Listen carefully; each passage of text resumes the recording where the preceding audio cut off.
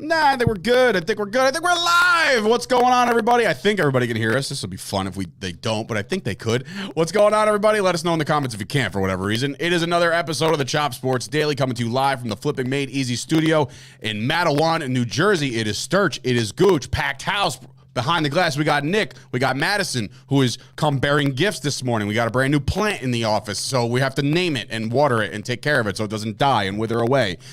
It's a fake plant. Oh, Jesus Christ. All right, well, then forget it. All right, now we don't have to water. We don't have to take that extra step. You know who's not fake? Me, when I tell my brother and my family that I love them. Like, the fuck is that? Who cares? Bro, yeah, that was such a weird, I don't know, man. I feel that's... I definitely don't tell my brother I love him, and I have not ever said it to him once in my entire life, but it doesn't mean that I don't. Bro. I hope he's not watching right now. I mean, hears this. But no, of course, it's understood in my family. I just think my siblings and I have a different relationship where it's understood. And I get it's understood. You tell your sister you love her? Of course you do. Sisters and sisters, you got siblings, right? I have two brothers. You tell them you love them? Yeah. Because you're a good human being. What's wrong with you, man? Like, I don't say, dude, if me and my brother are walking out of the house and leaving my dad's, I'm not going to be like, Danny, I love you, and leave. Like, it's always like, all right, man, talk to you later. I love you, bro. That's it. That's all you have to say. But to never tell your brother that you love him? Not a way to live. I don't know. Anyway. I don't think that I'm on an island. Good morning, here. everybody. I think that this is a more common thing than you think. I mean, it's not like, I don't know. Are you trying to, like, get cool points? Man, am I trying to get cool points? I didn't even bring it up on the show. I just don't do it. I'm saying, like, that's how I operate. It has zero to do with hate cool mail. Points. Like, this guy's I don't think piece of anything shit. I do is for cool points. Definitely There's not my with brother my family. chiming in. He's love you too, man. See, that's what I'm talking about. What's going on, Danny boy? All right, anyway, what's up, everybody? We hope everybody's enjoying their Wednesdays. I'm, for whatever reason, in a decent mood, but we'll talk about why I want to rage right now and wearing the shirt and everything to prove it. But if you're watching this video, please be sure to hit that like button. Subscribe to the channel. If you're brand new to the channel, welcome to Chop Sports. We do a daily show Monday through Friday at 11 o'clock Eastern. But guess what? The best thing about YouTube is you can catch up whenever you want. So if you are working, Ash, and you have responsibilities at 11 and you can't watch The Price is Right or us, you can watch us anytime. So tell your friends, share the stream, let everybody know. Also, obviously, if you want to support us in a monetary way, head on over to patreon.com/Chop Sports. This is the way to support us in fill our pockets and let's have us just rage and drink all night and just spend all your money. Now, this would be a really cool deal if you guys support us, $3, $5, $10. The $10 stuff is going to be enhanced within a couple, I want to say weeks, maybe a month. We'll have some new content. I believe next Thursday we're going to take a field trip to the Cap House, start kind of brainstorming things like that with Kyle Kerms and extra content for you if you're over there. So, oh, God, I got my brother and my mom in there today. So it's just like a family affair right now happening. And, of course, Dat Chat, right? You like Dat Chat. You've checked it out once every 4 months. No, I'm kidding. If I could get in touch with these guys that run it, I just need my password back. Who? I'm kidding. Oh. You got banned from Dat Chat already? Dat Chat is one of our social media platforms and partners. They talk all things. I'm telling you right now, it's one thing to have the chat itself, like the groups, but it's another thing to learn all about the technology these guys are rocking with. So shout out to my boy Glenn and Dat Chat. New, up and coming, publicly traded. So it's not like it's some random Joe Schmo. I just created an app in my mom's basement. It's literally all like fully functional social media platform where you can't get kicked off like, I don't know, like Tommy D does every third day of the week for saying something stupid. You can't do that. There's like no filter, and I think Elon is trying to do that with Twitter, but I'm still catching vibes that certain things aren't going through. Like if I say, what's the guy that he fought last night? Hagel? I say Hagel's a pussy. He got nothing. He got no recognition. I was like, this one didn't make the algorithm. This one's not getting through to my followers. But I'll get into that in a minute. If you guys want to hang out with us, you could do so by checking out the Chop Sports Barbecue going down on June the 26th, 2022. That's probably not how to say 22. It's 22, right? 22? You don't know? You don't speak Spanish? Yes. Thank you. See? I could speak Thanks, Spanish. Nick. I could count, but I have to actually do it. It was a long-running joke with me and my dad. 22. I went up to 9, and I'd be like, Nieve 10. Like, I didn't know what 10 was for a long time. But now kids are learning Spanish in, like, second grade, so it's like, insane to me. Yeah, I have all my nieces and nephews are half Mexican. They can't speak one word, so I have no idea what you're talking about. They're all in second grade or higher. Actually, one of them's not, but still. And their father No, really? Yeah, no, not even a shred. Huh. All right. So, that's a myth. So, so the barbecue, please join us on the 26th. Let us know. RSVP, there was an email that flashed up on the screen. You should know the email by now. But we're trying something different. We don't have the massive monstrosity TV behind us, so every time I have to glance down at my laptop just to kind of give it the old look ski to make sure that nobody's going nuts in the chat. But we also obviously have Nick bringing up some of the key comments. I'm going to still move this a little farther over so it doesn't look like I'm looking too far off. So right before we started, same news that we started with yesterday, started with today, before I get into the tragedy that was the Rangers. More players off the PGA Tour. That is, to me, it's like I told you guys, this was a cosmic shift, and it was going to start trickling down to the rest of the players, and the PGA lost a good one in Patrick Reed. Okay?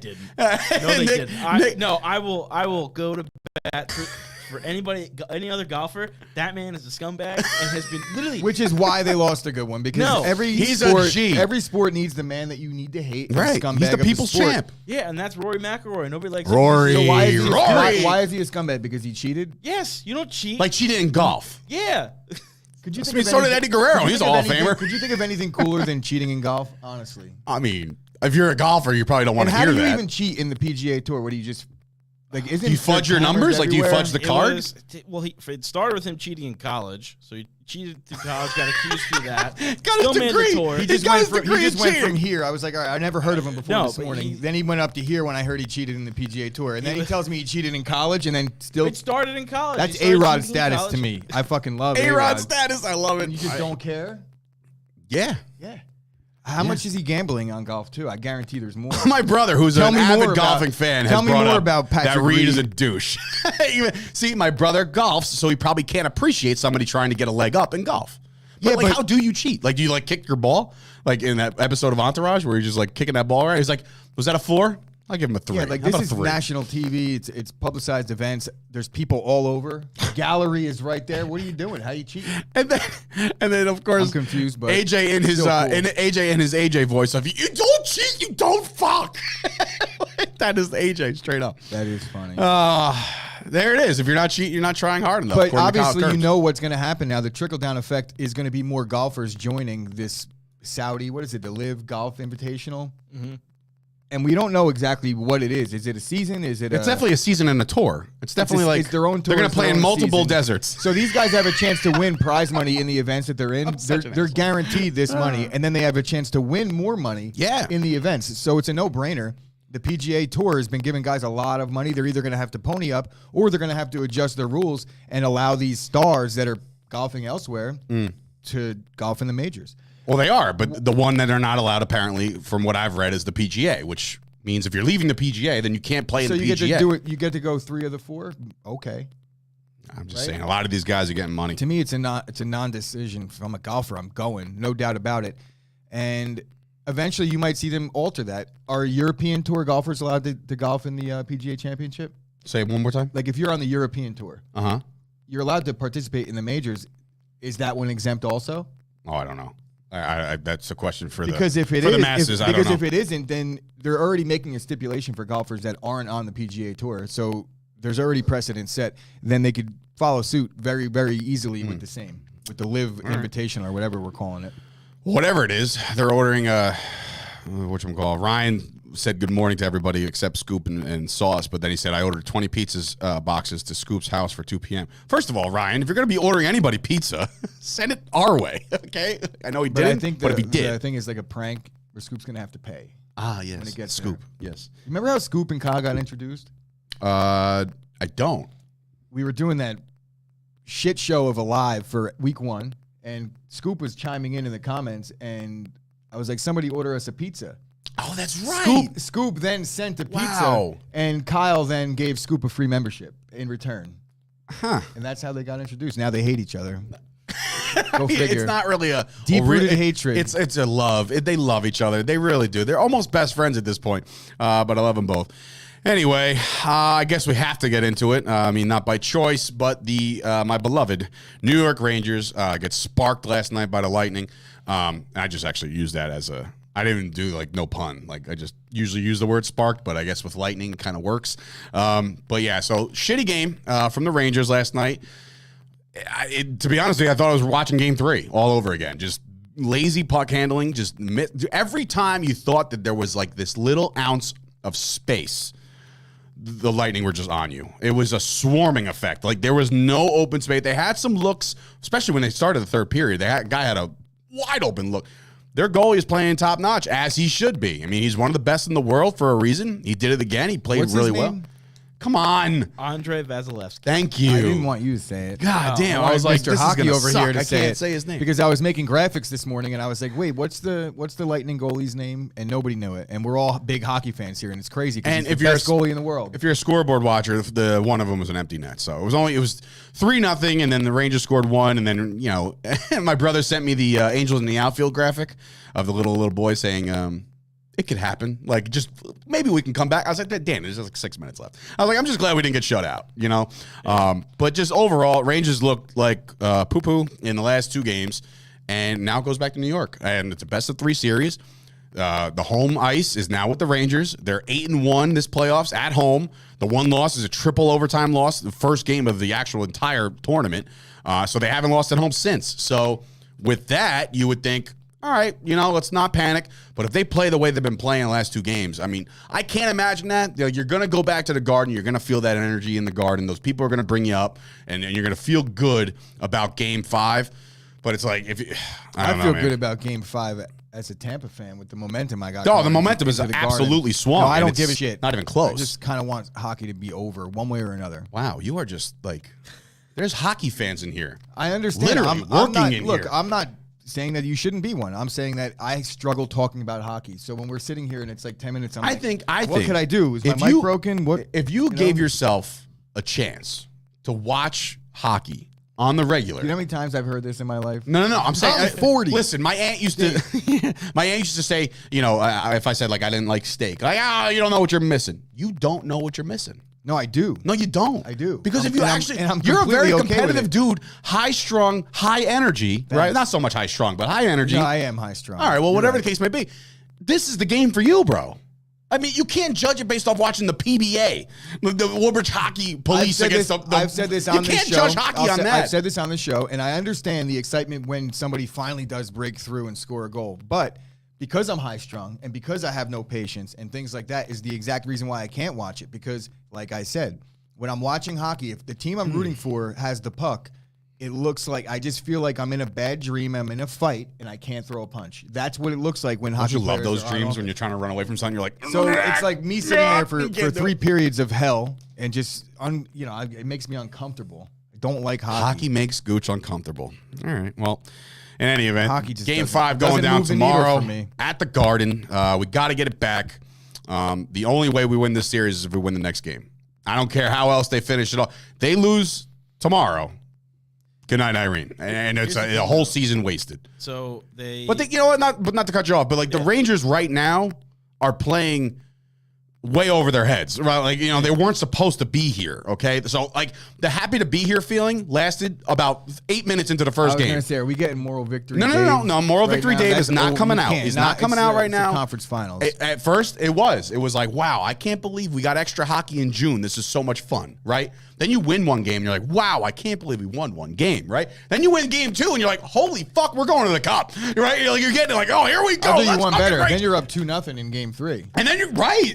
See, look at that. See, analysis. How about that? So, right, I would. That feeling went out the window. No more happy to be here. It's now time to win the damn thing, like Jake Taylor style. There's only one thing left to do: win the whole fucking thing, right? And I felt like they had that chance. After game 2, I was like, this is pretty cool. Like, we're in this thing to the end. Nick, what were you going to say? I didn't mean to cut you off there. No, that's all right.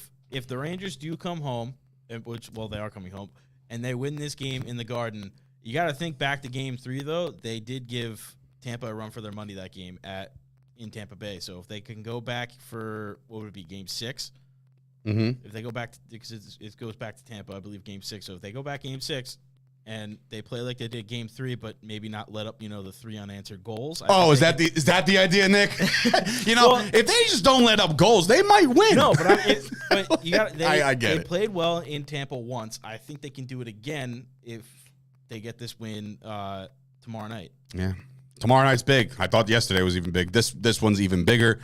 I guess we'll preview that a little bit. Maybe I'll talk to Salerno Tampa of the Squeaky in 6, probably. All right, will you knock it off? All right, I'm already. So series is over. You just added one game to your previous prediction. Yeah, exactly. And then when they lose again, Tampa in 7, and then Tampa's gonna win in 9, and you're like, wait a minute, hold on. That's like a running thing. I say Yankees in 4 no matter who they're playing, and if they lose, it's Yankees in 5, Yankees in 6. I've done that my whole life. Jimmy was questioning if I knew where Goodnight Irene came from. I don't know. Actually, I don't know where Goodnight Irene comes from. I just know the phrase. So thank you, Jimmy, for calling me out. I appreciate it, bro. You're the best. I feel like it comes from every fucking movie I've ever seen. I've heard that a lot. Goodnight Irene. I feel like it's I don't know. It's obviously it's a movie, but I'm just trying to figure out what movie or what sports moment or something. Goodnight Irene. I don't know. I don't know either. But anyway, maybe one of our esteemed interns can look that up. Where the frig does Goodnight Irene come from? Anyway, Jimmy actually texted me last night as the Rangers are playing. Like, did you see Stanton's bomb? I'm just like, first of all, I'm watching the Rangers. I don't do the split screen thing when it's like game 40 of the MLB season or game 4 of the NHL Eastern Conference Finals. I'm not splitting it up. I'll go watch the Yankees highlights after or catch it if they're still on simultaneously. I'll catch it after the game. But the Yankees get it done again. Like you said before, that pitcher they fed to the Wolves, his high fastball was 92 miles an hour. And Judge was like, yeah, this is fun, and just hit one into orbit that hasn't landed yet. So the Yankees get one done. Bigger story in New York right now, though, is the polar bear is down. Bro, and I said this on Twitter last night when it happened. I'm like, when are they going to fight? When are they going to throw hands and actually be like, stop throwing at our guys? Because at this point now, it's every other night, it feels like. You know what I mean? It's not, obviously, it's not every other night, but that's the feel. You feel like some Met is getting thrown at, right? And now you just have to hope for the best, because if Alonzo is out for an extended period of time, like we've been talking about. Hitting the wrist? I think it was like the middle orbital, something in his hand or wrist, right? So it's a big deal. If it's broke, I mean, there's x-rays that are going to go down today, I believe, which I'm so sick of that. They have all the modern technology in the world. They should have been able to diagnose that shit at 11 p.m. last night. You know what I mean? By the way, he's got a broken hand. But you got to wait the next day, I guess for the swelling to go down, all that jazz. I get it. I'm not a doctor. I only play one on TV. I mean, not really. I don't think you have to. If I broke my ankle today, I would go to the hospital. They would take an x-ray. Right. So you would think, just get it done, man. I don't know what the hold up is. The x-rays for all we know. They probably did it right there as soon as it was done. But maybe there's an MRI. I have no idea. That's actually a good point. Just do the fucking x-ray and let us know. Right. So now you got the Mets all and they're holding the breath and they're waiting for this result, because if you lose Alonzo, now I understand the big topic of conversation the last couple of days was the Mets are able to weather all these pitching storms, right? You lose Max, you lose DeGrom. Largely because of their lineup. Right. So now you start messing around with their lineup, and now Marte also gets hurt last night trying to steal second. So I don't know his extent. He stayed in the game, I believe, for at least one more. Not a bat, but at least he was on second or tried to steal second. I'm not sure if he stayed in the game, actually. That's not true. I shouldn't say that. They both exited. It's a good thing the Mets have a 13-game lead in their division, though. Yeah, but it is. They're still in a good it's very spot. good at this point. And it's very good. It could be a 1-week thing. It's not necessarily that he's out for a while. It could be a bone bruise. It could be nothing, right? It could be precautionary. It looked bad. Yeah, and we don't wish that on anybody. It hit him dead square in the wrist. Wait, was it? You said it was a check swing? Yeah, he was going to. He was going to. Oh, so it wasn't a throw at? I thought he got thrown. All these Twitter people are jumping down my throat about getting thrown at. It doesn't mean that he got. It was high and tight, I guess. It was inside. It was way too inside. It doesn't mean that he broke it. It means that it hurt. It probably hurt. It looked bad watching it. I just rewatched it. The only other thing, too, I don't know if you HIPAA laws. Jimmy comes in. HIPAA laws. That's why you don't know. That's not true at all. But anyway. last night, too, Donaldson got, well, I don't know if it was necessarily thrown at, but a ball came in eye level on him. Really? Yeah. I mean, we could probably. Interesting. I'd say that people are going to be buzzing Donaldson back for a while. Yeah. That's such a. No, it's not. It's so.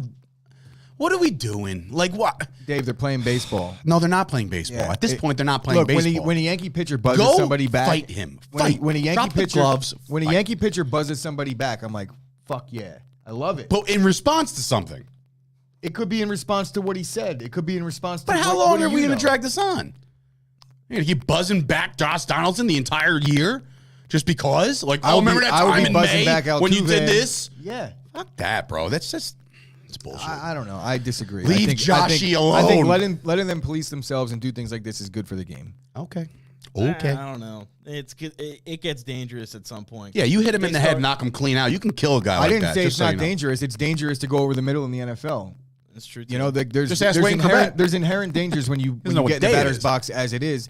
Understanding you shouldn't have guys throwing at your face. I'm not saying throw at someone's face, but buzzing somebody back isn't throwing at someone's face. That's normal.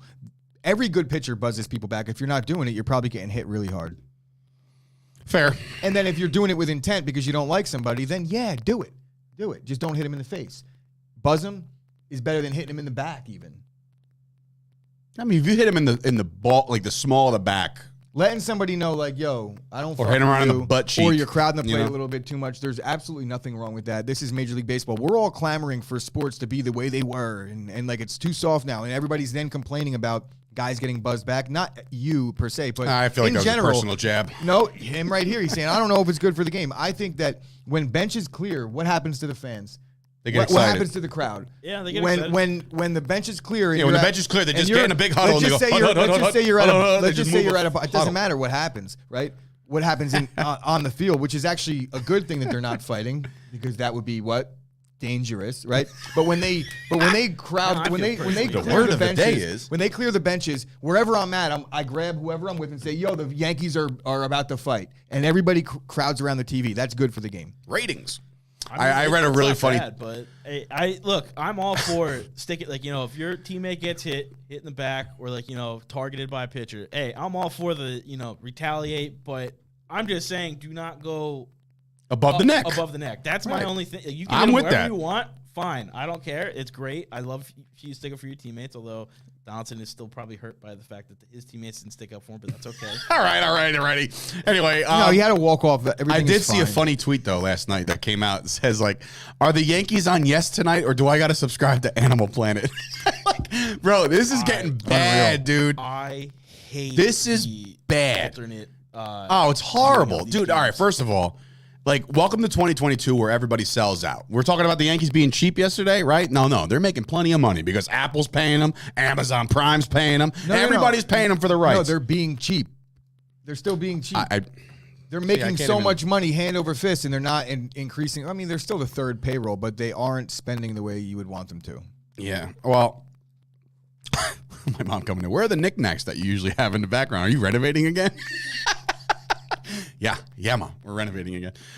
It's a fluid situation. I gotta talk to her and show her the new technology where things will be popping up, so we won't need anything back there. We're just getting ready. We're getting prepped. You could have loaded in the promo video that you did yesterday and just shown it to the people. Well, I told you I didn't even post it because it was choppy, and I wanted to make sure everything was good. So I'll probably do another one. Oh no, I'm out. How are we doing over there? We're okay. Okay, sorry. Jesus Christ. See this? I'm just nervous. Anyway, moving on. Right. Got ourselves, guess what? After a month delay, we have NBA Finals to talk about. They're back in action tonight. 8 o'clock, 9 o'clock start? Yeah, 9 o'clock start. Yeah, of course. 9 o'clock. Fucking 9 o'clock. It's Wednesday. The only thing I'm watching on Wednesday normally is what's it? We've gone through this AEW, already, right? So if you're a Golden State Warriors fan, yes, you're watching at 6. You would have to watch the game. How convenient is that? You get home from work any earlier, and you're missing part of the game. They have to accommodate the West Coast in the NBA Finals. They have no choice. Who decided on time zones? Once upon a time, who was that guy? When you're on the left coast, guess what? We're going 3 hours back. Hasn't it been written off that there's no more daylight savings time? That's it, right? That's over. So why don't we just eliminate time zones? Do I have to actually explain it? No, because just eliminate time zones. It wouldn't work. Why? Because the sun? Because it will be dark during the day. Who cares? Go to Alaska. It's dark for 8 days in a row. So where do you want them to base this off of? The East Coast. Here, right? I would imagine. Actually doesn't matter. No, right? It doesn't matter. Start in the West. I'm not going to sit here and do the basic math equation and to say what it would be. It would be getting light at at like 3 o'clock. Who right? cares? Or dark. So I have no idea. Adjust your. We would lose daytime life. or gain it one way or the other too much. You get it? Or it just wouldn't be daytime at all during the day, and it would be opposite. So if you lived in another side of the world and there's just I'm no talking about the United States of America, bro. Just get rid of the time zones. Do I sound ridiculous? Tough situation here. Yeah, definitely do. I could co-sign on the daylight savings thing. It makes no sense. I don't really. So who give a cares, shit one way or Scoop? another. Japan would be noon and pitch black. Don't care. Don't care about Japan and what they're doing with their time. I'm talking about the fact that these NBA games are starting at 9 It's a global o'clock at economy. night. It's a global economy. Global economy. Not that it all matters stinks. because it Now I already sound like is. Jimmy. It already is like the opposite in Japan now. So it wouldn't matter. Yeah. What? Bailey, you're losing me, bro. Look, man, I'm just saying if there was no time zones, things would be different. It'd be a lot different. So this game actually will go down tonight. Keys to victory, Coach. What do we got? I mean, look, obviously the last game went in very much favor of Golden State. They're all splashed down. There's new Splash Brothers. There's all this other shit. I would say through the first 2 games, even though this series is tied at 1, I would say the only good thing the Celtics have actually produced is the fourth quarter of game 1.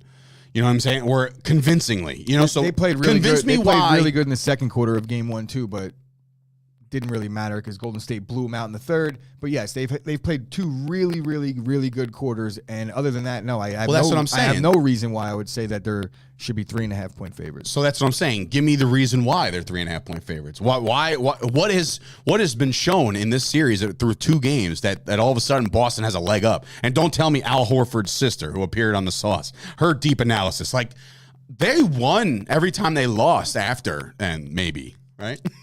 I'm just saying, it was brutal. Yeah, it's not his fault. I didn't actually watch it yet, but no, it's not his I fault. will say that Golden State has been clearly the better team. They're the clear favorites going into the series. So, being that they're home is the only real reason that I would give them them points. I still think Golden State wins this game outright. Getting 3.5. Yeah, if you're giving me points, get off it. Crazy, I'm all over that. Crazy. But is that the scheme here? Is Vegas like, the world's going to bet Golden State Honestly, plus I haven't 3.5? looked into it too much. All I'm looking at is when I see it, it jumps out at me. Maybe I'm with the public on this. I feel like everybody's going to be betting Golden State tonight. That's what I'm saying. But find me a reason why anybody at this point. My only reason why would be because everyone's going to be betting Golden State. That's it. And I should have watched. I'm talking about Kyle's video basketball. so I could have poached his. Give me a stats. basketball reason why I should bet the Celtics right now. That's what I'm saying. Like, it's one thing the world is on this betting side. I'm not talking about betting side. Like, tell me why the Celtics can win this game tonight. It's hard, right? Hard pressed to figure out what. Like, Tatum's going to have to be in God because they mode. obviously have shown resilience. It's not like they don't have the capabilities of beating Golden State. They have. They destroyed them in that one quarter. They could shoot the way they shot in game 1 at the end of the game, the entire game. So if they come out there and play their best game and they execute and they're making the extra pass the way they were in that fourth quarter, then there's your answer. If Al Horford hits 6 threes again, then there's your answer. All those things, I think the likelihood of that happening are pretty low. But I just want to see a good game. Really, I don't really give a shit. Boston is officially clearly the better team. 6-0 coming off a loss in the playoffs. That coming from that Okay, deep so- stat is coming from Al Horford's sister. I guess that helps the case for Boston, but to me, I don't really think that matters because this is Game 7 now of that scenario. 6-0, those games are already won. I know that that's something that Toast kind of rides with trends, and I don't think Kyle does that. I think he takes each game by game basis. Did Kyle pick Golden State in this? I didn't watch the video. Go tune into Kyle Kerm's YouTube page, and I guess it's the newest video. It's with him and Al Horford's sister. You already know who she picked. I would imagine based on that, Kyle went head up with her. Explain it to me. I think he picked Golden State. Explain based it on that. to me like I'm uneducated when it comes to Al Horford's sister. Why is she relevant? Because she's Al Horford's sister. That's it? There's got to be something else. She has a Steph Curry's cousin picked the Golden State Warriors. Oh, good. Why? Well, what is two the things? One, relevant for who? Like, is she relevant in the basketball media world? Right. Probably not, but she probably has a decent social media following due to the fact that she's Al Horford's sister. So relevance in what arena?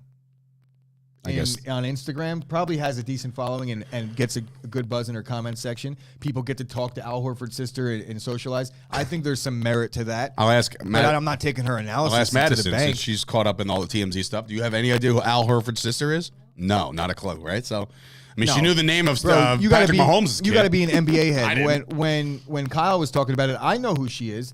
But I only put 2 and 2 together. I don't know her Twitter or anything like that, but Scoop did. Because he's a basketball guy, So if you're an NBA head, then I guess you're into that kind of shit, or into Al Horford's sister.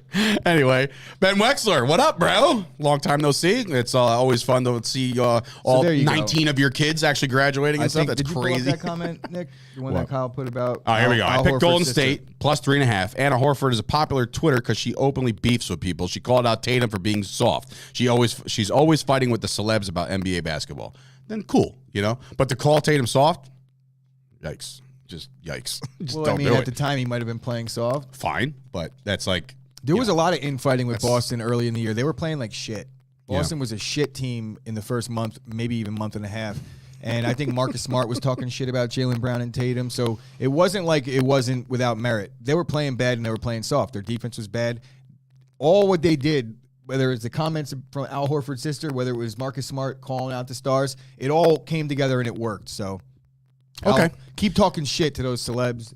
I don't blame her for that. A lot of people talk a lot of shit about her brother, and she just capes up for him. Nothing wrong with that. She loves her brother. Is there anything wrong with her loving her brother? You're gonna throw that all the way, bro. Full circle, ladies and gentlemen.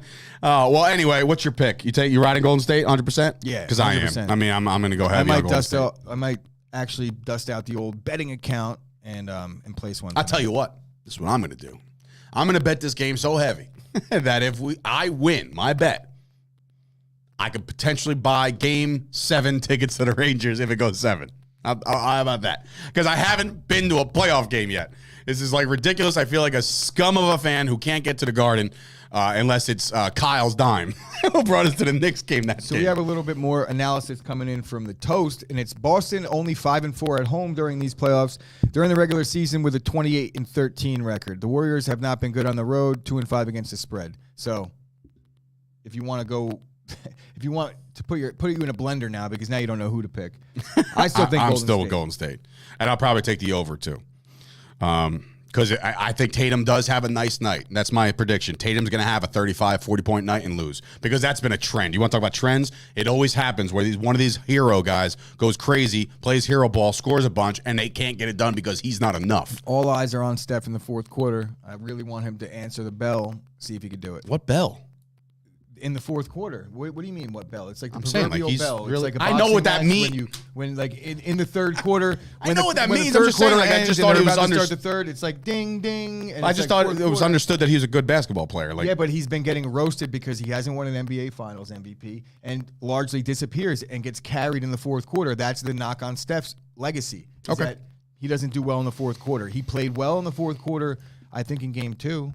I'm with it. But game 1, he disappeared. I'm with Golden State tonight. Obviously, I would take a money line. And honestly, Kyle's probably going to come back with some hard data on shitting on the point. He probably didn't even play good in the fourth quarter. But I think the better, honestly, I'm trying to think, if you're the one that's going to ride Golden State tonight, I say bet the money line. I know it's a decent spread. If I'm going to do something like that, I'll probably just split it. If I'm going to make like a 5 and a 5, half a unit on the game spread, and then half a unit on the money line. I'm with it. All right, cool. Anyway, speaking of money, are you worried that you're going to run out of money in retirement? Because I can't speak. Or how you'll pay for it in long-term health care if you need some long-term health care. How are you going to pay for this? Well, stop worrying. Your family's going to be fine because we have Michael Fusco. That's right, ladies and gentlemen. A comprehensive retirement plan gives you security for a greater control over your money. Michael Fusco can help. As president of the Fusco Insurance Agency, Michael can work with you to create a comprehensive retirement plan. He'll explore using life insurance and annuities to help you build a more secure future so you can worry a little bit less now. Call 718-701-5787 to schedule your complimentary consultation. That's consultation for all you non-Italians. That's 718-701-5787. Guarantees and protections are subject to the claims paying ability of the issuing company. Some insurance policies are not available in all states. You done rotating around, bro? It's time to talk about whatever I'm going to get for Father's Day because somebody better buy me some Manscaped stuff. Even though I get it for right. free. Head on over to manscaped.com. Use the promo code CHOPSPORTS for 20% off the entire order.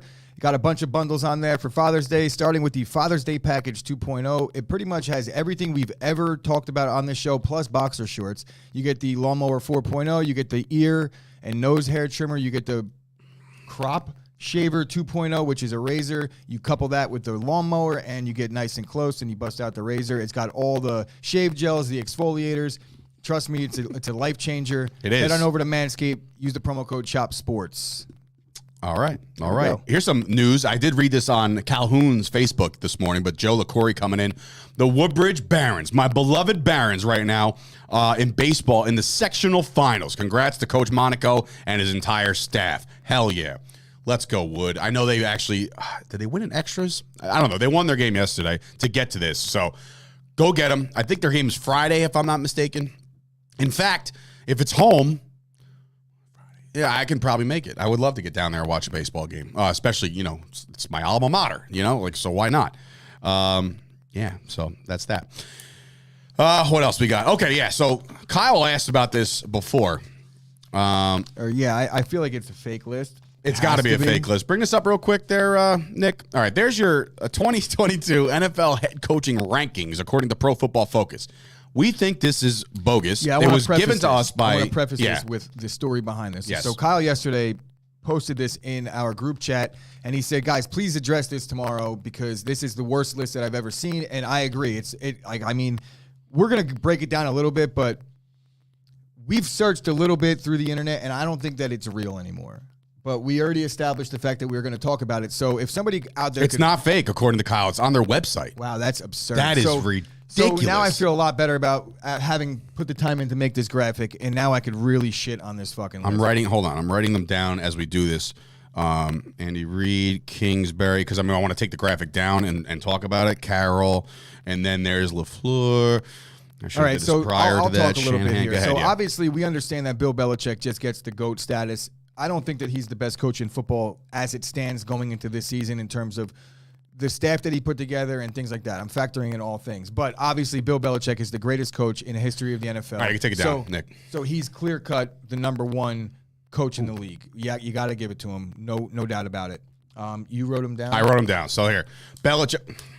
Put it in a place where we both could see it. Belichick, number one. I don't agree with that at all.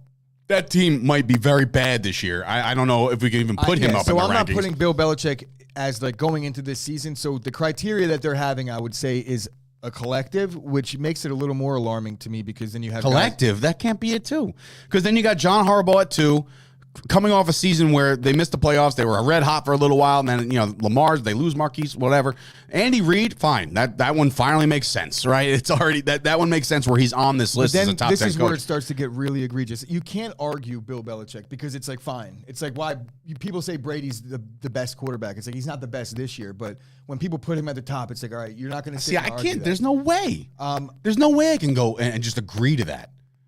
I agree. Let's just put Brady up there because he's playing his 88th season. It's not worth the argument. It's not worth the argument. So fine. Let's just agree that Bill Belichick belongs on the list, but maybe we could say that he's not the best coach in football as it stands today. I would take other guys' new look, new approach over his 100%. And then you couple that with the fact that they got Matt Patricia and Joe Judge as their dual offensive coordinators this year.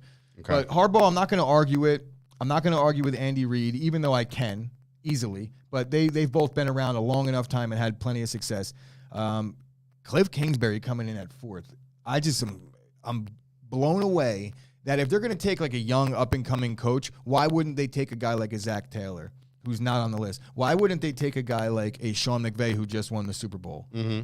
Why wouldn't they take – I could keep on going. I'm not going to, though. They could even put in the Chargers coach. What's his name?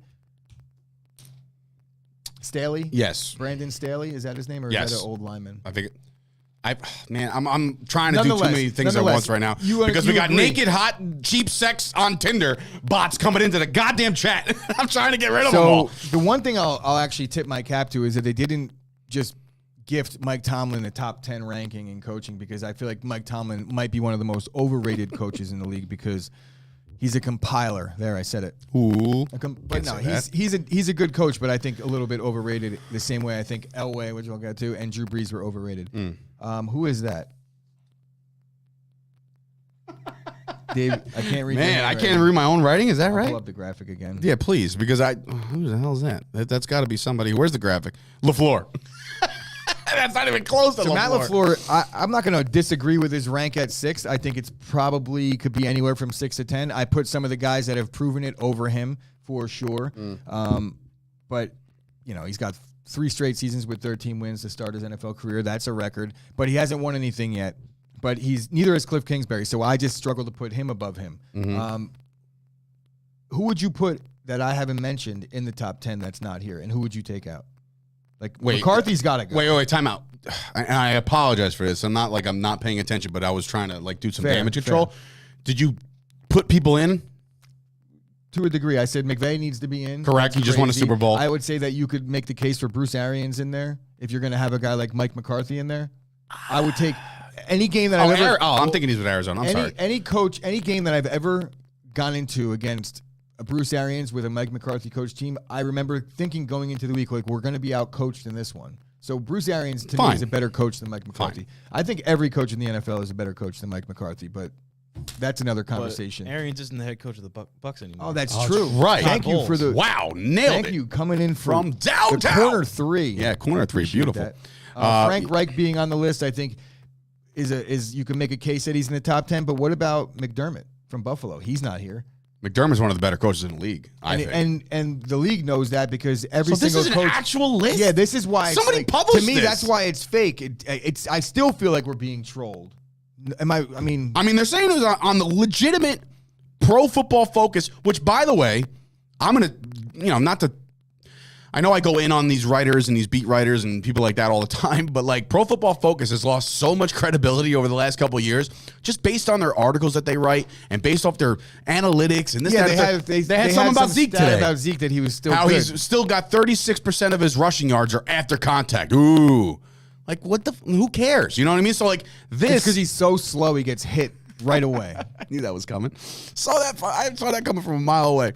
Anyone that makes the Super Bowl with Jared Goff is a G, according to Anand, and that's the goddamn truth. So that means McVay deserves to be all the way at 2. I'm hard-pressed not to put him at 1. It's Sean McVay. He's the best coach in football right now. He coached his team to a Super Bowl. I know Sean McVay's a really good coach. I fucking hate him. Right. I hate his when guts. You hate his guts, you know he's good. I wouldn't take him because I like my coach right now, but if things did go south, I would, in a heartbeat, take Sean McVay. No question about it. Who else might take it off this list? Pete Carroll got to go. But what about Pete Carroll's going to be in for a world of hurting this year, bro. What about adding Zach Taylor to that list for bringing the Bengals to the Super Bowl? Well, that's what I said. Zach Taylor, he's coach of the year. I think you could move Mike Vrabel up the list. McCarthy's probably 3, maybe 4. I say that totally in jest, just kind of hanging out with that one. But listen, there's a certain danger element to a Mike McCarthy this year. So Kyle thinks Sean McDermott is the best coach in football, and he said it with his chest. He yelled that at us. He wrote it in all caps. To I know all the kids are saying no cap. Do you say that? You don't say that, right? Thank God. But anyway, so all caps saying that McDermott should be on there. But the danger that Mike McCarthy is in this year, I would say he's coaching for his life. Because if he fails in Dallas, what team is going to say, you know what? He's in a very Here we similar go. Let's situation bring on Mike McCarthy. What's going to end up happening is they're a good enough team to win enough games to be like, he's almost there. And their division is bad enough as to where he might get another division title. And it's harder to get rid of your coach when there's team success, even if it's not the Super Bowl. They're like, all right, are we going to set ourselves back with a new guy? Because there is a regression. You don't expect to win in your first year. Cowboys fired Jimmy Johnson after they won a Super Bowl. Okay, but if you feel like you have a roster that's close, how many first-year head coaches have won? I think maybe Arians might have been a first-year head coach in Tampa, but that was a different situation. What, with Brady the same year? Was he? I don't think so. No, he was the year. He had to be he there. had Winston, the risk it for a biscuit season with Jamie. Risk it for a biscuit. So that list is bogus. Pro Football Focus, take that big L and shove it where the sun don't shine. All right, so also yesterday, officially, the Denver Broncos have been sold to Walmart. I'm kidding. But the heir to the owner of Walmart has bought the Denver Broncos. Now, the reason why we bring up Mr. John Elway here is because of the loss that he suffered as a person. Because... What was it, a couple years ago? So, no, when John Elway became an executive for the Broncos, there was a deal offered to him to buy 20% of an NFL franchise for $15 million. So, to put that into terms of what an NFL franchise is worth now. It just sold for $4.5 billion. Elway turned down the offer. At the time, he had just sold one of his companies that he started, like a business venture of his, for $70 million. He had made over $70 million in his NFL career and plus $50 million in endorsements. So the guy's made over $190 million in his career. My heart does not bleed for him, and I'm sure he's well off. That said, he had a chance to be a 20% owner of an NFL franchise that he played his entire career for. Probably the worst business decision in the history of business, because yesterday, when the Denver Broncos officially sold, the $15 million investment that he did not make would have been worth over $800 million. Cha-ching! So pour out a little liquor for Mr. Elway, and I'm sure he'll be right there to catch it with his cup, because he is, in fact, a drunk. But I'm not here to bash John Elway. The GM. Yet. No, not Bash here to him, bash the player, John Elway, because the of the GM trigger. or the party animal. But I'm definitely here to bash people's take that John Elway is a top 5 or top 10 quarterback in the history of the game. I don't want to misconstrue this, because when I get involved in these conversations, my initial take is John Elway is a hack, right? And I say that that's my pitfall. I'm not going to disagree with you here, because I don't agree that John Elway is an actual hack. I do that to trigger people and to elicit a response, and it does work. So clearly, John Elway is a Hall of Fame quarterback, but John Elway wasn't even arguably top 3 at any point in his career in the league that he played in. So you could all agree that Marino and Montana were better throughout that era. And then we're talking about, we got Peyton Manning, we got Tom Brady. So then this era, we got so many guys that are playing now, they're like top 5 ever, or that just retired. In terms of the recency bias that we all use, my question is to all the people that put John Elway in your top 5, how many people are in your top 5?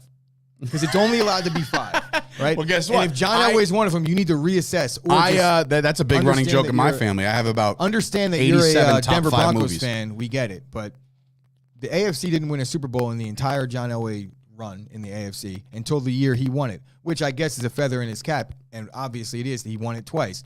But if John Elway won, shut the fuck up. I asked you a question. And everybody brings that up. Answer the question. And everybody brings you that can't up. handle And it. everybody brings that up. Are you bitter because the Packers lost to the Broncos in the Super Bowl? 100% bitter. But that has nothing to do with the reason why I think he's overrated historically. I think when we talk about Terrell Davis, I have no problem ranking him historically where he belongs. When we're talking about Shannon Sharp, I have no problem ranking him historically. He's a babbling idiot on TV. John Elway was he was a great quarterback, but I put him in the same breath as a Warren Moon. Statistically, he's never had a season in his entire career where he's had less than 10 picks. His career passer rating is under 80. And I know that the football purists and the old school guys are going to throw all the shit at me, which I do too, and it does have merit, and that's going to be, he played in a different era, and he did, but you could say that about any quarterback that played before him as well, that he has better numbers than. So if you're going to do that and put Elway in the top 5 based on his numbers in the era he played in, then what about Johnny Unitas' numbers? What about Bart Starr's numbers? So that's the point that I'm making. Had to throw Bart Starr in there. I knew that was coming. Well, if we're talking about winning, being as I was too busy winning. But you or Roger Staubach, would you really say that John Elway is better historically than Roger Staubach? I would not. I wouldn't. In fact, I'll go one further. I wouldn't. I'll go one further. Cowboys. I'll take Troy over John Elway. Oh, no way. Yes way. No. See, 3 I'll Super disagree. Bowls. I'll disagree there. Jets. I'll definitely disagree there. I think also Aikman was one of the more overrated quarterbacks historically. I don't think that Aikman wasn't great, but I just think he was slightly overrated historically. Okay, here we go. He's not overrated. I back this stuff up with hard data. I've had so many arguments about historic ranks in the quarterback position because of being a Brett Favre fan and a Packer fan, having 2 guys that I could make the argument for in their respective careers, that I've gone through all the hard numbers on this, and I just don't see it for John Elway. If he didn't win, which you can't take it from him, but those wins, like Terrell Davis had 2,000 rushing yards in that season. Like, they were blowing teams out. Mike Shanahan's zone blocking scheme, a lot of the NFL picked up on that, and they're all doing it now. That was somewhat cutting edge and highly almost illegal the way they were approaching things, taking careers away. What? No, I'm just looking at comments. Sorry. Everybody's bashing me? Yeah, I mean, Sean Redden says Aikman is Jay Cutler with a Super Bowl They're not ring. bashing me. They're bashing Not you, no, me. I mean, they're Jay Cutler with his Super Bowl ring. I would say he was a better leader. He cared a lot more, way more prepared than a Jay Cutler. So maybe if you want to say talent-wise, I would say Aikman was better. He was smarter. Cutler had the strongest arm maybe in the history of the NFL. That's all you could say about Jay Cutler. And he didn't care that he threw picks. So if you were a fan of the other team, then Jay Cutler was the man. Jay Cutler's like my favorite quarterback ever. What is that scoop? Who would you take now? Aikman as Michael J. Fox at Chase or Elway as John Daly at Chase? I would take Aikman. Hilarious. That's really funny. Troy Aikman, the only MVP quarterback without an MVP or a first-team NFL. I think it's a decent take to say he's the worst quarterback in the Hall of Fame. Jesus Christ. I mean, I could make cases for guys like Terry Bradshaw. I could make cases. Bradshaw won like 8 titles. Like he won a lot of Super Bowls. I know, and bro. there was 8 guys in the Hall of Fame on each side of the ball. Bro, listen, the Hall of Fame has been skewed for a long time. It took Drew Pearson like 8 decades to make the Hall of Fame. He was first-team All-Pro, first-team All-Decade. Like he was just an amazing receiver. And Harry Carmichael was making it before he did. Get out of here. So point being is, they still had 20 fucking Hall of Famers on that one team. Not one player on, I think the 77 Steelers played for another team. Not one guy on that whole roster. There's some crazy stats. So the Steelers. So they all retired as a unit? It was like pre-free agency. You couldn't, there's a lot of things that factored into that. Yeah. And what did Terry Bradshaw's numbers look like in those seasons? I think he had like 10 picks, 10 touchdowns and like He won a league MVP. It was like 10 touchdowns and 12. Fine. I think Terry Bradshaw's numbers are really bad for a Hall of Fame quarterback. God. All right, well, sorry for Elway as far as losing all that money. Other NFL news, Drew Brees has left NBC officially to go play quarterback for nobody because nobody's going to want Drew Brees right now, so I don't know what the hell he's going to do with his life. Maybe he actually just goes and enjoys some family time. Is there anything just leave. Is there anything wrong with that? No, there's not. Don't pull the Jason Witten and try and go back to a team that doesn't want you. It's not that we didn't want him. He's just, it's past his prime. A lot past his prime. Yeah. I call him like Barney Rubble. He would just never he would run but never go anywhere. Holding them hostage. He was. Hey guys, I can't do the announcing thing, but I'm embarrassed, so I need at least one more season to clear my name. By the way, my mom typo there. Dave's going to be the next Joe Madden. So apparently, didn't he just get fired? Joe Madden. Well, I think she meant John. She meant John. Well, she meant John, but she probably thinks that they meant John. And that's what. Oh. So there's a little language barrier, we'll call it. A sports language barrier. Eli Manning is going to give Aikman a run for his money as the worst quarterback in the Hall. Correct, sir. But the age-old debate is Eli Manning. He just agreed that Aikman's the worst quarterback in the Hall. No. By proxy, by saying shit, I correct, did, didn't I? But I don't agree with that. But I do agree that Eli Manning's going to waltz into Canton because of the Super Bowl rings and not because of his play. Because I still think, to this day, not a hot take, Tony Romo, better quarterback than Eli Manning. Period. Stop. I could agree with that. You could agree with that. Thank you very much. In Eli, what'd you say? I think in Eli, lost for words. Why? Eli, I think that Eli might. It's hard to say that Tony Romo had a better career because he didn't. But this is the age-old debate that we have with quarterbacks. It's like Brady and Rodgers. Like Brady, I think, is clearly the more accomplished, but I think Rodgers is better. There's accomplishments. I think Romo and was a better skill. quarterback than Eli Manning. Right. There's accomplishments, and then there's skill. Accomplishments, yes. But Brady, Manning. But when skill, you're measuring, Rodgers, there Romo. is some immeasurables and some intangibles that Eli did bring to the table, and I know you could acknowledge it now. You don't hate Eli. I think he's a phenomenal guy. Eli brought things to the table late in games that he had the gene. He had the clutch gene. He elevated his game, and that's really what you want to see out of your quarterback more so than anything. Receivers liked catching balls like, when they're ducks in the air and they can't get a good spiral. Receivers like that kind of shit. Anyway. Eli was a better hole. Ha, Jimmy, you're so funny, bro. So funny. Get out of the chat. Get him off this thing. Block him too, along with the sex bot.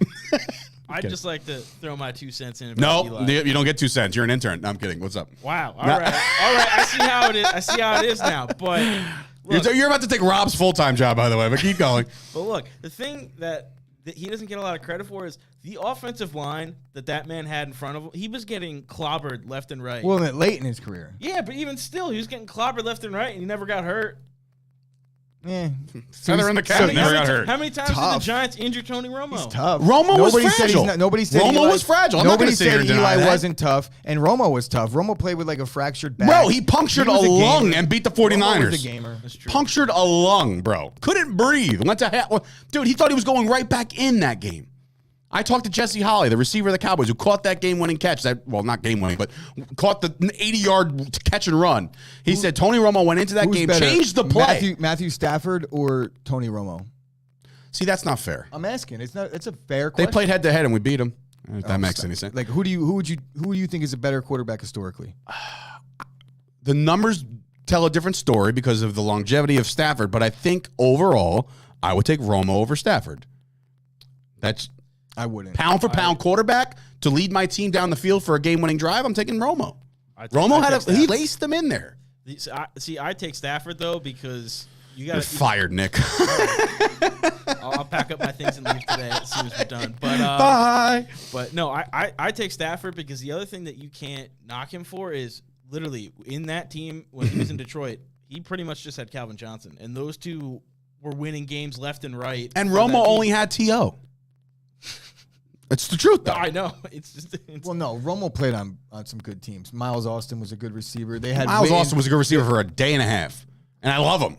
Name my son Miles. Look, get me. The Cowboys have had some weapons for Romo. Let's not make any mistakes. He had Des Bryant, and he had Witten. T.O. He had Witten for the entire time. He had Zeke. Did he have Zeke for about a cup of coffee? DeMarco Murray had those seasons. Like he one had weapons. season. What about before him? There was Romo played a while. Running backs don't last long. They've had running backs in Dallas, no? Dude, Julius Jones, Felix Jones, Marion Barber, like guys like that, just serviceable, decent running backs, but not stars. It's funny when you want to hear Dave try and talk bad about the Cowboys, just try and have him elevate like Romo. So he's going to start talking shit about all the old Cowboys players. Like, they sucked. It's like, if you listen back in like 2006, Dave, they didn't suck. All of a sudden, Romo is Aaron Rodgers. Time has served Romo well. Rob just came in. He's taking my job? Question mark. No, Rob, just get your ass back here, bro. Anyway, no, I sincerely do not rush you back. Like, that time is so fragile right now, or precious, or whatever word I'm trying to actually come up with. Don't worry, we're good. We're good. Anyway, before we get out of here, there was a list that came out. Adam Shine ranked 9 guys. Is it Shane? It's Adam Shine. I know that for a fact because I used to work at Sirius. So I think I'm pronouncing the Giants GM's name wrong. That's Joe Shane. Yeah. Spelled the same. Nice little rhyme. I was like, people were probably like, the stream just froze. But like, we were just like caught in a moment in like influx. Like, I don't know where to go with that. But it is Adam Shine, and he put out 9. That's NYPD for 9. A list of 9 guys guaranteed to have a better year this year. Guaranteed. So this is like 100% better year this year than last year. Most improved, all that bullshit. So let's just go through it, run through it quick. Yes or no's, right? And why? CeeDee Lamb. I say yes. By proxy, you lose Amari Cooper. You're going to get a lot more volume, especially in the first couple weeks if Gallup's out. He's already been interviewed. Like, are you number one? Of course I'm number one. Blah, blah, blah, right? CeeDee Lamb has to take the next step. I think he's improved. I have to look at his numbers. What were his totals? Low last year. So then, yes. If he eclipsed like 80 catches, which I don't think he did. I don't know that first. If it's like 80 catches, 1,000 yards, then it might be tough to repeat that because I think the Dallas offense is going to look a little bit different this year. Yeah. Oh, Jesus Christ. He's good. So last year for 2021, he had 79 receptions, 1,102 yards, average 13.9 yards per How many tugs? reception. 6. I think that he's going to improve on those numbers just because of the volume. But like we talked about, there is no guarantee that just because you're the number one now, like I think the number 2 in certain situations is really good for certain guys. And there is a number 2 on here that will make that list for that reason. I don't know that he could really do much more than what his role was, other than get more targets. But in terms of where he's going to line up on the field, they're not going to put him where I think they're still going to put him in the slot and all where he's good. So he's not. I don't think he's a true number 1 type of receiver, even though he's the number 1 on Dallas. But yeah, he will. I think he'll do better than those numbers. But I don't know about how much significantly. Like, it's going to be hard. Like, what if he gets 90 catches and 7 touchdowns? It's an improvement. But ready for the joke of the day? Big year coming for CeeDee, but they're still not going to CeeDee second round. Oh, baby! Redden from Philly. Yeah. Well, guess what? There is a Eagle on this list, but real quick, the second one, Patrick Surtain Jr. The reason why he's going to be better, I think, and I agree with Shine on this one, the defensive line got better, and when you're a secondary player and you're a corner and you're a safety, you cover for a little less time when you get a better pass rush. It's Bradley Chubb, and now it's Randy Gregory. That's why I think Surtain's going to be good. Yes. I mean, second-year corner, you make the leap. Yeah, rookie year, you struggle. But you're always going to be covering the number 1 guy. A little bit of data on these guys that you're going up against, and yes, improvement across the defensive front. I could agree. It's just hard to say a corner. Like, he played well last year. He played real well. So, pick 6 and everything. Like, he played very well.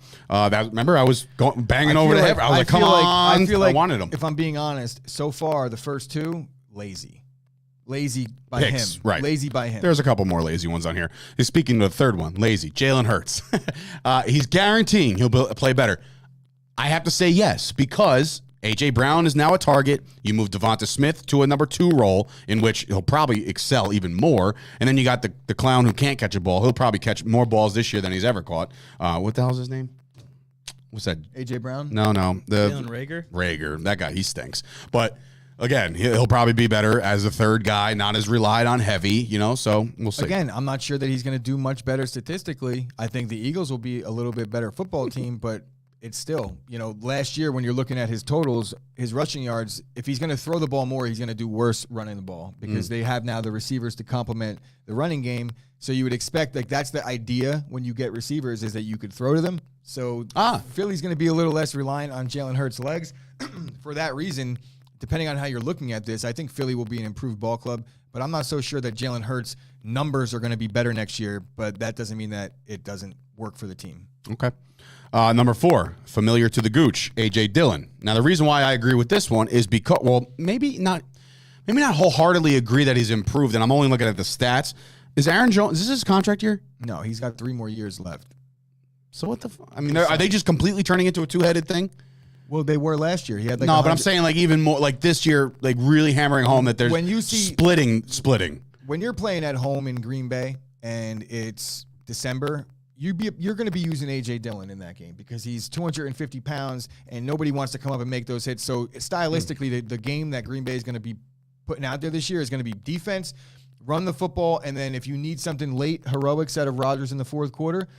And I hate to say this because I never really liked this team, but it's, to me, with the secondary being the way it is, having potential on the defensive side of the ball, a really good quarterback, not great receivers, and a really good running game, it looks a lot like the Legion of Boom, Pete Carroll, Seattle Seahawks with Aaron Rodgers instead of Russell Wilson. It really does remind me of that makeup of the roster. So, yeah, I could easily see A.J. Dillon. And Aaron Jones has had a lot of mileage in this league, and he's not the biggest guy, so you could expect at least a game or two that he misses here or there, and A.J. Dillon becomes the clear number 1 guy in that situation. I do think that there's a very significant arrow up on A.J. Dillon this year. He has a very good chance to outplay his draft status in fantasy. His stats, if we're going fantasy with this. For being the number 2 supplementary back, yeah. Played 17 games, had 187 rushing attempts, 803 yards. He had 803 yards as a 2. That's what I was saying when we were talking about the conversation with Zeke and A.J. Dillon. I was like, A.J. Dillon, Zeke only had 200 more rushing yards than he did. I think that A.J. Dillon's far more valuable, being that he's trending up and Zeke is trending down, and Zeke is going to get picked in the 3rd round versus A.J. Dillon maybe 5th, 6th round. So the value is in A.J. Dillon in fantasy. Got it. Next guy, I wholeheartedly agree with this one, Michael Pittman Jr. That is the Carson Wentz effect because you lost Wentz, you're getting Matt Ryan. By proxy, you're going to be a better receiver. They drafted well. I don't think there's going to be as much focus on Pittman. They're going to have to spread the ball around, but I think Pittman has another great year. I really liked him last year. I like him even more this year with Matt Ryan. Very solid receiver and young enough to make a leap. Yeah, I agree. And the situation that he's in, the focus is going to be completely on stopping the run and what that offensive line is able to do. Matt Ryan, he's proven in the past that he could throw the ball deep. He's had a lot of bigger receivers to throw to. Michael Pittman's 6'5", so it adds up. I do agree Michael Pittman will have an improvement. But again, when you look at his numbers, I'm not so sure how much. Also, another lazy pick by our boy Shine. Okay. One that question marks, Gabriel Davis. I love Gabriel Davis. I do too. However, they lost Emmanuel Sanders. They also lost Cole Beasley. So there's a little bit more on him. Stephon Diggs obviously gets the attention over there. Josh Allen's playing all world. But Gabe Davis all of a sudden moves up to the 2. Now it's time for him to answer that kind of call. Yeah, you got to be the guy over there. I think Gabriel Davis proved that he could answer that call. Look what he did in the postseason last year. Right, he lit the world on fire. Is a stud when he gets the opportunity in that offense. Any guy lined up in the number 2 spot is going to do well. Why did Cole Beasley have a resurgence in Buffalo? It had nothing to do with Cole Beasley. I mean, it did. He did the work, but you understand that system is going to produce for that spot. No question about it. Stephon Diggs is going to draw all the coverage. They got Dawson Knox, who's a very underrated tight end, and Singletary, who they have help now with Singletary. I don't think Moss is still there, but they did draft a running back this year, right? Who? The Bills. Draft a running? Yeah, they had to have. Yes. So they drafted a running back, so that could push Devin Singletary a little bit, who also played Don't really they have? well. Don't they still have the other guy? Yeah, but I think he's kind of they're What kind the of hell's his name? Zach Moss. Moss. I think You they're said kind of that right, over I'm sorry. that project. But Devin Singletary again last year at the end of the year is when he churned things up. So that's what you want to see out of your back. And Buffalo, there's just so many weapons there. And Josh Allen. AJ Bascone actually bringing a good one in. Jamison Crowder actually signed with Buffalo, so that's another sneaky good pick.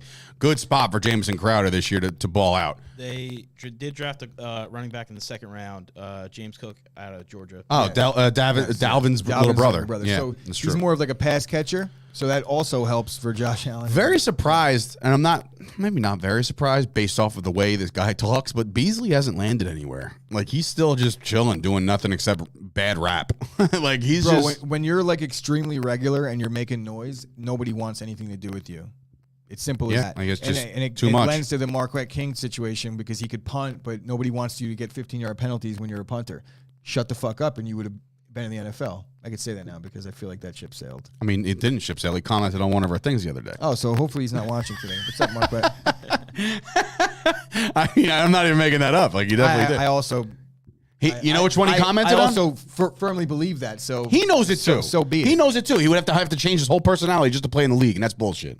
We've established that when we had him on our show, right? But yeah, he commented on the video that I said. What? If I'm a GM, I'm not fucking doing it. If he can punt the ball as well as he does, I'm doing it. I'd be like, God, I mean, like, if you could punt the ball as well as you can, there's got to be someone else that could do that without the 15-yard penalty. That's my. But team. you're acting as if he's like a walking 15-yard penalty. It happened like twice, maybe. You know, like it was like John Gruden. There you go. John Gruden is racist ass. I take it all back. He belongs in the league. Thank you. Oh my God. No. Anyway, a couple more on this list, real quick. Coming in number 7. Blendon. I don't really agree. I don't agree with this one at all. Evan Ingram, who signed with the Jacksonville Jaguars. While a change of scenery is always good, and he kind of stunk out loud with the Giants, like he didn't have the ability to catch the football. So like, unless you improve that ability, I don't care who's throwing it to you. You got to catch it. Like, I feel the balls were like they were there for you, and you dropped them. Low-hanging fruit on Jacksonville too with Christian Kirk. You would imagine him being the number one target over there now. Them giving him $8 billion to go play receiver. That he's going to do better than he's ever done.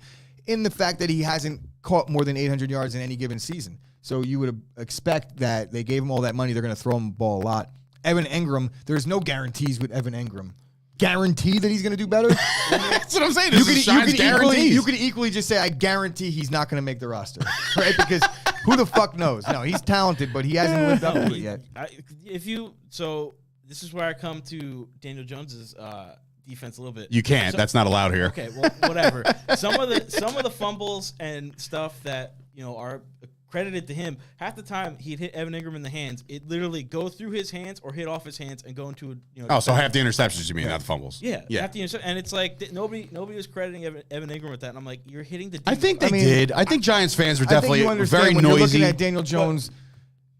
Obviously, there's some drops issues for Evan Ingram, but what would you say out of the 30 fucking million turnovers he's committed? Well, we could blame like 4 of them on Evan Ingram, and that's probably a reach. I agree that Evan Ingram sucks and he can't catch because I've drafted him too many times in fantasy where he's let me down with 0 points in my lineup, where he drops like a touchdown that would have won it for me, and the Giants at that fact. But Daniel Jones. Evan Ingram sucking has nothing to do with Daniel Jones sucking. They both suck. Hate to break it to you. Sean Redden came in and said the verdict is still not out on him. He said, beware of the wide receivers with Dougie P. So because Dougie Peterson's down there, and I guess they excelled under him in Philly, then maybe that's why you give the credit to Evan Ingram to maybe take that leap to be a better player. I don't know, man. I don't care if it's Daniel Jones, Sunshine, whoever's throwing him the damn ball, he still stinks. Last two, well, the one, Andrew Thomas, I mean, whatever. If he's an improved lineman, great. By proxy, by default, you got to get better. The other one is Hollywood Brown. And I'm looking at him going to Arizona, and he's going to a very similar quarterback.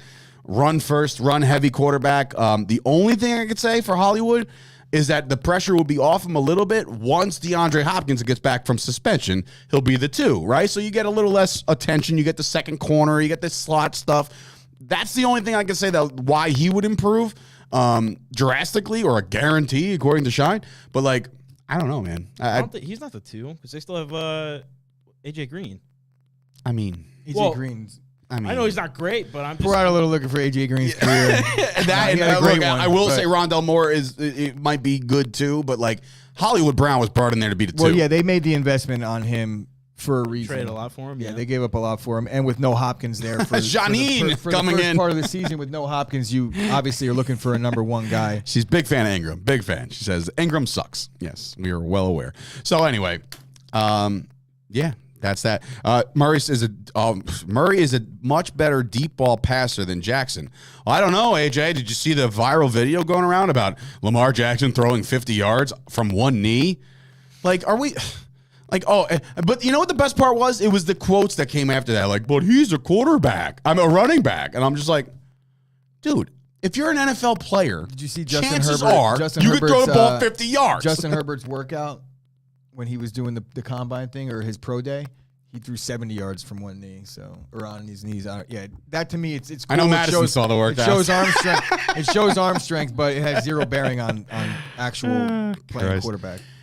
Whatever. Adam Shine, your list Drew Brees could throw 10 yards on his knees? Drew Brees better get on his knees and pray that an NFL team gives him a chance because he's got nothing else going on right now. Dallas will bring him in as a backup. That's what's going to happen. But yeah, anyway, he would be brought in as some kind of coach if Sean Payton decides to become the Cowboys head coach next year. Drew Brees will be the quarterback coach. Put that in the bank. Put that in the old memory bank for your sports knowledge. So Sean Payton, if Sean Payton goes to Dallas, Cowboys, which everybody thinks he will if the Cowboys don't win a Super Bowl, right? Or get to the NFC Championship game, that Drew Brees will be welcomed on the coaching staff. I don't see Drew Brees anything other than the man wherever he goes. I don't see him being underneath. He's got to swallow his pride, dude. This isn't 15 years ago, and even 15 years ago, you made that argument about him being top 3 ever. Swallow his pride in his prime. If he was willing to swallow his pride, he'd be cashing that $25 million check to call Notre Dame games right now. The Purdue Boilermaker, go Irish. Anyway, but yeah, I don't see it. So I don't know. Scoop keeps saying he's Jamarcus coming here tomorrow. Russell threw 90 yards and his ass stunk. That's what I read at first. I was like, wait, Abby, how do you know what his ass smells like? But then I reread the comment. And it says, Jamarcus Russell threw 90 yards from his ass and he stunk. So not only does he stink, his ass stinks too. Everything stinks about Jamarcus Russell. But anyway, Abby coming in. I don't know if he listened to the entire show, but our thoughts and prayers with the Mets fans right now as they hold their breath again for more injuries. And like I said, nobody roots for that shit. We hope everybody, they can weather another storm. So we'll see. But the lead in the division definitely does serve him a purpose at this point. It does. So that'll do it. We got to get to work. We're going to do some. Got a meeting now, according to Sean. He's going to come by. Dr. Sean's going to come by and hang out a little later on. But for Sturch and Gooch, of course, Nick filling in for the paternity leave of Rob and Madison, who provided us with a fake plant after all. So I don't know how to feel about that. But then she's doing, she ran to Staples. She's doing wonders over here. So to mom and dad who are watching at home, she's a gem, and I knew she would be. So we'll see you guys tomorrow for a analysis on what goes down tonight for Game 3 of the NBA Finals. The Yankees and the Mets are back in action tonight. So there's a lot to talk about tomorrow. So we'll dive in. Please subscribe. Please like the video. Please, por favor, like the video. And we'll see you guys tomorrow.